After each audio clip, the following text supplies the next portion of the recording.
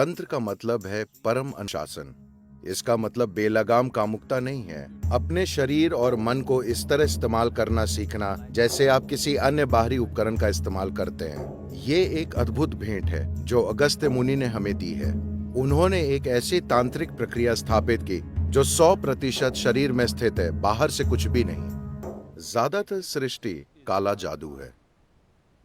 प्रकाश इस सृष्टि में एक छोटी सी घटना है ना? क्या ज्यादातर सृष्टि में अंधेरा नहीं है? प्रकाश एक बहुत ही छोटी सी घटना है, एक बहुत ही सीमित घटना। प्रकाश तभी होगा जब कुछ जलेगा। ये बत्तियां जलाने के लिए इस धरती पर अभी कुछ जल रहा है। आपको ये समझना चाहिए। जो लोग पर्यावरण के प्रति जागरूक हैं, रोशनी के इन बिंदुओं के लिए कोई चीज कहीं जल रही है। हम कहते हैं बल्ब जल रहा है, वो भी जल रहा है, पर इस जलाने के लिए कोई और चीज जल रही है ना? प्रकाश का यही तरीका है। चाहे फिर वो कोई बल्ब हो या सूरज, कुछ जल रहा है। जो भी जलता है वो एक दिन खत्म हो जाएगा। हाँ, इसलिए हम कहते हैं अगर आप गैर जिम्मेदारी से जलाते हैं तो हम कहते हैं आप मोमबत्ती को दोनों तरफ से जला रहे हैं।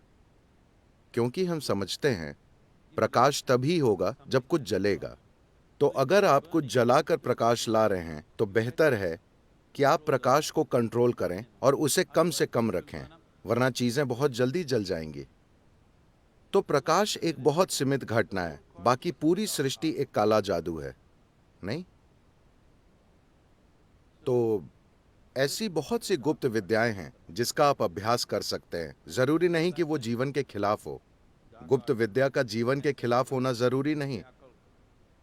क्योंकि आपने किसी घटिया तांत्रिक के बारे में सुना है जो किसी का जीवन बर्बाद करने या उसे बीमार करने या मारने की कोशिश करता है, इसलिए आपको लगता है कि तंत्र एक बुरी चीज है, क्योंकि समाज में आपने बस वैसे ही लोग देखे हैं।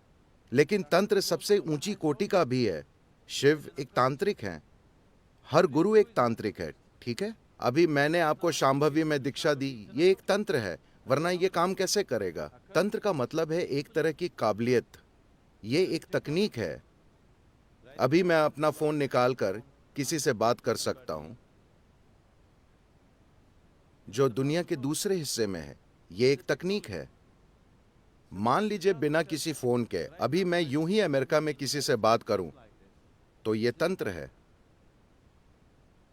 तो तकनीक तंत्र से बहुत ज्यादा अलग नहीं है। आप अलग उपकरण इस्तेमाल करते हैं, मगर असल में ये एक ही चीज है। जब आधुनिक तकनीक नहीं थी तब तंत्र का बहुत महत्व था।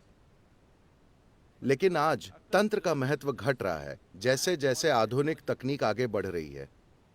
देखिए, अभी आप मुंबई में आए हैं, बॉम्बे, मुंबई। मैं इसे आपके दिमाग में ठीक कर रहा हूं ताकि आप मुसीबत में ना पड़ें। मान लीजिए 1000 साल पहले आपने सुना सदगुरु कोयम्बटूर में है। अब आपके दिल में इच्छा है, आप जाना चाहते हैं, लेकिन मुंबई से कोयम्बटूर तक पैदल आना जाना आसान सफर नहीं है। अगर आप कदम बढ़ाएं तो आप नहीं जानते कि आप वापस मुंबई पहुंचेंगे या नहीं। आपको पता नहीं मार्ग में क्या मिलेगा, आप शायद मंजिल तक पहुंच ही ना पाएं।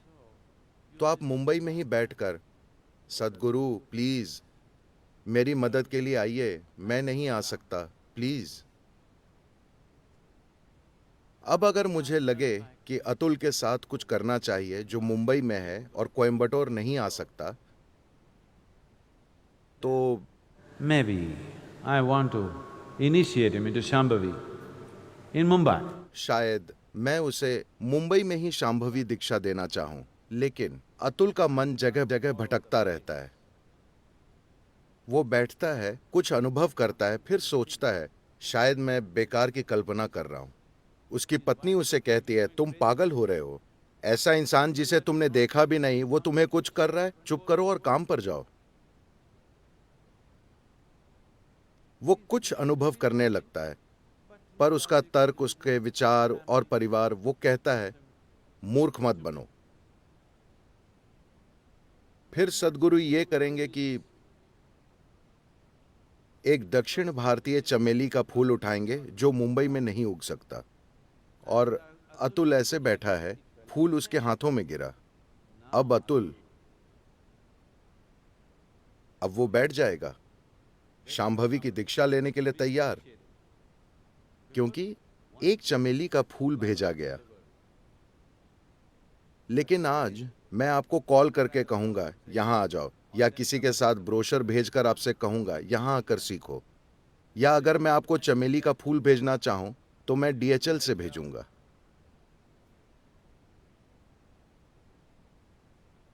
तो आधुनिक तकनीक से तंत्र का प्रयोग खत्म होता जा रहा है, पर मैं चाहता हूं कि आप 1000 साल पहले की बात सोचें और समझें कि तंत्र कितना मूल्यवान था। हाँ, 1000 साल पहले कल्पना कीजिए, आप मुंबई में हैं और मैं कोयंबटूर में। आप मुझसे कुछ चाहते हैं, तंत्र के मूल्य की कल्पना करें, है ना? तो आज इसका मूल्य कम हो गया है, तो हर तरह के ढोंगी हर तरह की बकवास कर रहे हैं। तो तंत्र का बुरा होना जरूरी नहीं है। Now, the English word occult doesn't clearly specify what is it that they're calling as occult. हाल ही में किसी ने मुझसे सामयामा में एक प्रश्न पूछा, शायद किसी गुरु ने ऐसा कहा है, तंत्र बस अपनी सनक को छोड़ने का तरीका है, बस अपनी सनक से परे जाने का तरीका है। ये बकवास है। दुर्भाग्य से आज हमें तंत्र शब्द को फिर से परिभाषित करने की जरूरत है, क्योंकि लोगों ने इसका अर्थ बदल दिया है। सबसे पहले यह समझते हैं, तंत्र शब्द का मतलब है तकनीक। लेकिन आप जिस तंत्र के बारे में सुन रहे हैं वो अमेरिकी तटों से लौट कर आया है। आपको लगता है तंत्र का मतलब है बेलगाम कामुकता। नहीं, तंत्र का मतलब है परम अनुशासन। ये बेलगाम कामुकता नहीं है, ये परम अनुशासन है।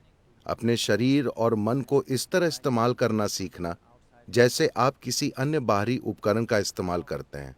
जैसे आप अपने कंप्यूटर या स्क्रू ड्राइवर का इस्तेमाल करते हैं, उसी तरह आप अपने शरीर और मन का इस्तेमाल करना सीखते हैं।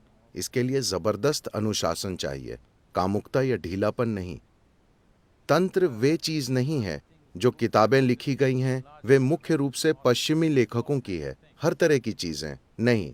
तांत्रिक ग्रंथों में परम अनुशासन होता है, किसी तरह का ढीलापन नहीं, क्योंकि वे शरीर की बात करते हैं। और फिलहाल आधुनिक समाजों में अगर आप शरीर कहते हैं तो उनके विचार सिर्फ शरीर के जनन अंगों के बारे में, न कि शरीर के किसी और चीज के बारे में। तो अगर आप शरीर कहें तो वे सिर्फ शरीर के कुछ हिस्सों के बारे में सोचते हैं। वे दिमाग को भूल चुके हैं, क्योंकि वे सिर्फ शरीर के कुछ हिस्सों के बारे में सोचते हैं। वे कामुकता के बारे में सोचते हैं और उससे परे कुछ नहीं। इसका संबंध शरीर को एक जबरदस्त मशीन की तरह इस्तेमाल करने से है। और ये है भी, अगर आपको इसका इस्तेमाल करना नहीं आता तो आप यहाँ क्या करेंगे? अगर आप अपने शरीर और उसके पीछे की ऊर्जा का इस्तेमाल करना नहीं जानते तो आप क्या करेंगे? आपका किसी भी चीज पर कोई असर नहीं होगा। तो ये तंत्र है। तंत्र का मतलब है तकनीक। तंत्र मतलब एक निश्चित क्षमता। तंत्र के बिना कोई गुरु नहीं होता।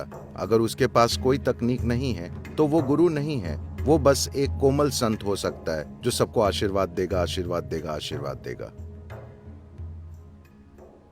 A blessing has no discretion. आशीर्वाद खुद निर्णय नहीं लेता। अगर आप एक चोर हैं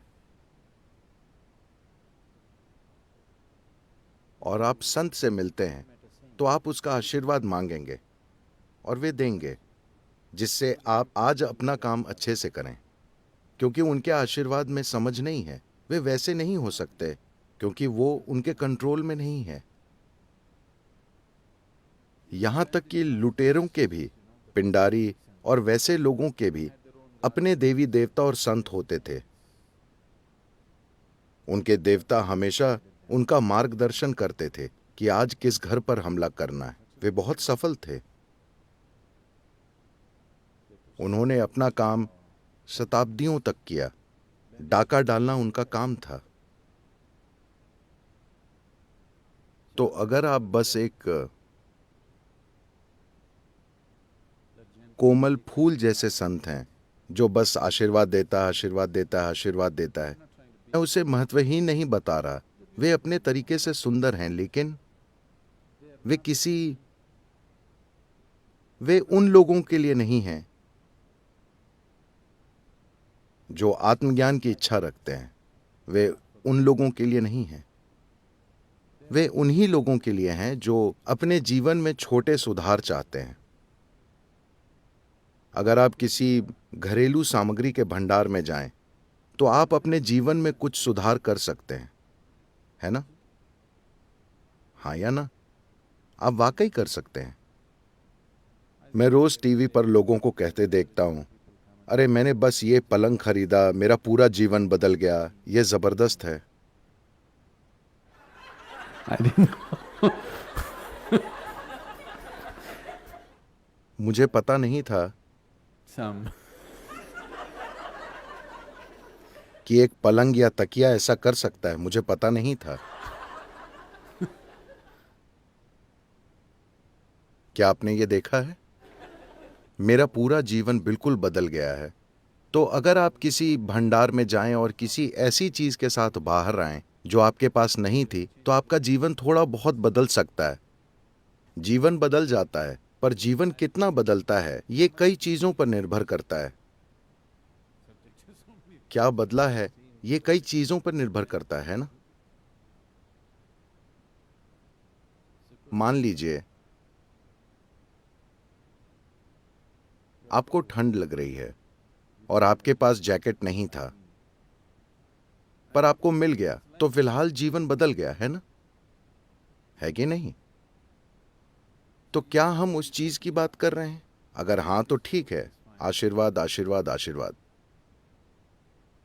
लेकिन अगर आप आध्यात्मिक विकास, परम प्रकृति तक पहुंचने की बात कर रहे हैं, तो किसी क्षमता के बिना एक गुरु क्या है? आप उसे गुरु नहीं कह सकते। क्षमता का मतलब है कुछ करने की काबिलियत जो लोग खुद नहीं कर सकते। तो अगर मैं चाहता हूं ये बात आपके दिमाग में स्पष्ट हो कि अगर कोई तंत्र न हो, तंत्र से मेरा मतलब है अगर कोई तकनीक ना हो, तंत्र संस्कृत में तकनीक को कहते हैं, उसे नहीं कहते जो आपको समझा दिया गया है। तो अगर कोई तंत्र न हो तो वाकई कोई गुरु भी नहीं होगा।